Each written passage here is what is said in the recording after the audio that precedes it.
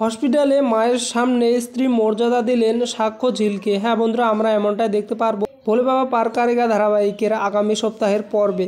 গল্পের শুরুতে আমরা এমনটাই দেখতে পারবো বন্ধুরা। তার আগে ভিডিওটিতে লাইক দিয়ে পুরো ভিডিওটি দেখতে থাকুন এবং চ্যানেলটি সাবস্ক্রাইব করে থাকবেন, তাহলে পুরোপুরি ভিডিওটা দেখতে পারবেন। তো বন্ধুরা, আমরা দেখতে পারবো সাক্ষ্য ঝিলকে বলে, আমি চেষ্টা করছি ঝিল, তুমি হয়তো ভাবো আমি তোমার শত্রু, হয়তো তোমার সঙ্গে আমার খানিকটা শত্রুতাও আছে, কিন্তু লড়াইয়ের মাঠে যখন তুমি স্যালেন্ডার করে দিয়েছো তখন কোনো আমি শত্রুতা রাখিনি।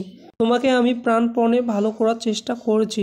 পাশে চৈতি দেখতে পায় যে সাক্ষ্য কিছু একটা ভাবছে। তখন চৈতি বলে, কী ব্যাপার সাক্ষ্য, কী হয়েছে তোমার? তখন সাক্ষ্য বলে, না চৈতি, কিচ্ছু হয়নি আমার, আমাকে একটু একা থাকতে দাও। একটু পরে হসপিটালে ঝিলকে দেখানোর জন্য সাক্ষর বাবা আসে। তখন সাক্ষর বাবাকে চৈতি দেখতে পায় এবং জিজ্ঞেস করে, কি আঙ্কেল, আপনার সেমিনার কেমন গেল? তখন সাক্ষর বাবা বলে, সেমিনারের কথা পরে হবে, আপাতত পেশেন্ট দেখতে এসেছি, সেটাই আগে দেখি। কি? এরপর সাক্ষর বাবা ঝিলের সাথে কথা বলতে লাগে এবং অনেকগুলো কথা বলে যে, ঝিল মারে, আমি তোকে এইভাবে হসপিটালে দেখবো আমি এটা কোনোদিন আশা করিনি রে মা।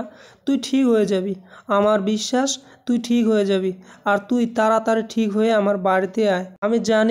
আমি জানি তোর উপর দিয়ে অনেকটা বিপদ গিয়েছে, কিন্তু ওই বিপদ আর আসবে না, কেটে গেছে মা, তুই চিন্তা করিস না।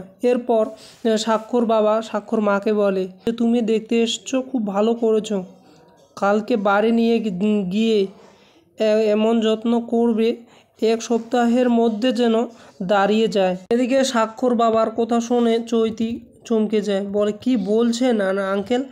আর সাক্ষর মা বলে, কি বলছো তুমি? তো বন্ধুরা, আজকের এপিসোড